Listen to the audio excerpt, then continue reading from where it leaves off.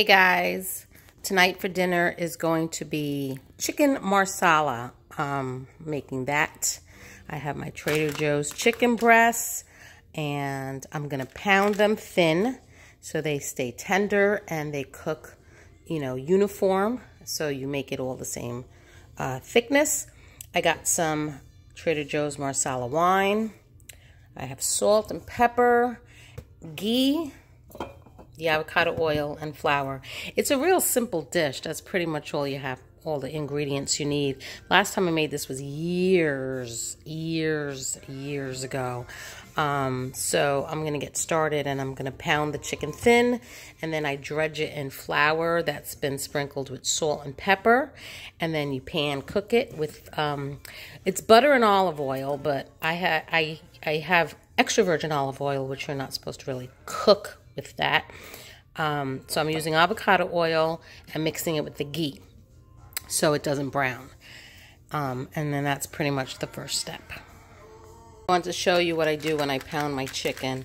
I always do it on a plastic cutting board because the wood absorbs the raw meat juices. So you don't want that. But I put it in a Ziploc, 1 or 2 breasts. And then I used a flat side of my mallet here. My tenderizer. No idea where I got this from. It's a pretty good weight to it. And then you pound it to about, I guess, 1/2 inch thickness throughout the whole thing. And it does get bigger, so, I cut it to make it more, to fry it easy so you don't have these mammoth thin slices. But that's how I do it when I pound it. So I pounded all my chicken. See, and some of them come out really big. So I cut them in half so that we have actually more available to us to eat. And then in the flour, which I used einkorn flour, I put my salt, which I used pink Himalayan sea salt with black pepper. And I dredge each piece. And then in the pan, I have avocado oil and ghee. And I'm pan cooking them so they get nice and brown. Let's see if any of them are brown. They're getting there. Okay. And then when they're done, I'm going to put them in the tray and then I cook up the mushrooms. And then I have some water boiling for pasta.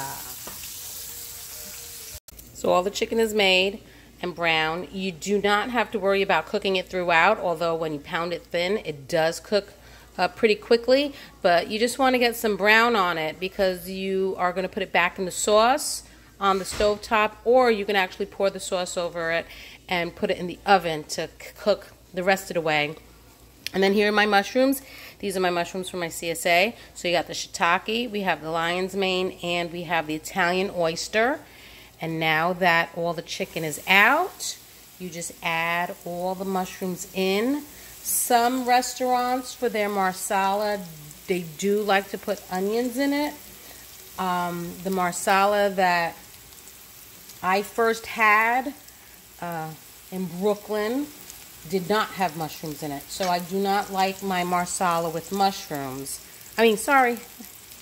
Some restaurants like to put onions in their marsala. I do not like it with the onions. I'm so confused because I'm looking at mushrooms.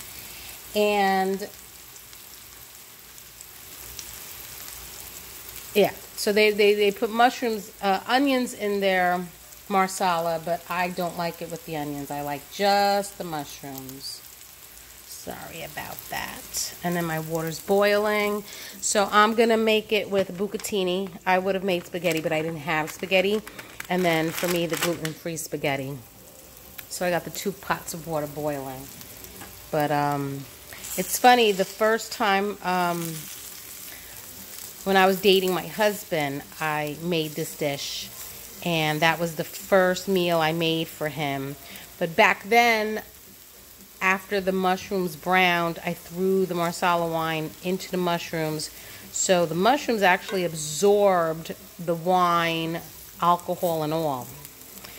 And they were very strong because I wanted a lot of sauce to pour over the pasta. So I actually put a lot of wine, marsala wine. So they were very strong, and being that my husband was NYPD and had the midnight shift, he makes fun and says he went to work drunk. But since then, I've learned, basically from my Sopranos cookbook, I learned that when you brown the mushrooms, when you cook the mushrooms, you're supposed to remove them and then add the wine to deglaze everything and reduce. And then that's where the alcohol cooks off. And then you can add everything back in, or you can add the sauce to the chicken and the mushrooms in another dish and then just heat it up in the oven or sterno or whatever you're going to do with it. So, yeah, that was my first dish that I made for my husband when we were dating. It was pretty funny. There it is, the chicken and the mushrooms. Mushrooms are all done. My fan turned on, which always turns on when that water is boiling. Yeah, the microwave range. So this is the best part. Now you deglaze the pan with the Marsala wine, and there you go.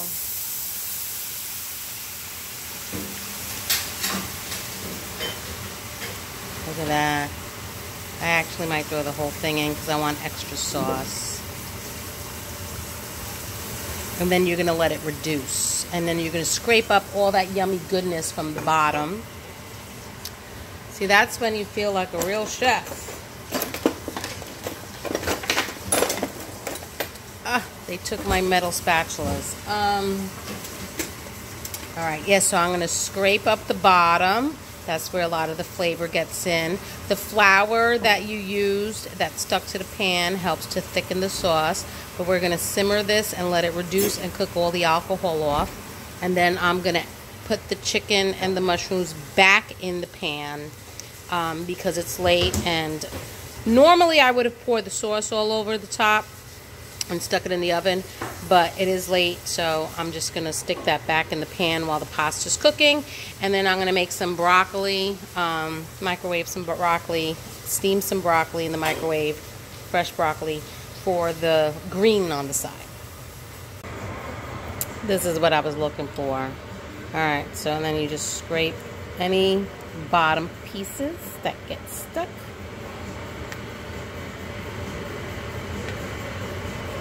Let it simmer and reduce and thicken.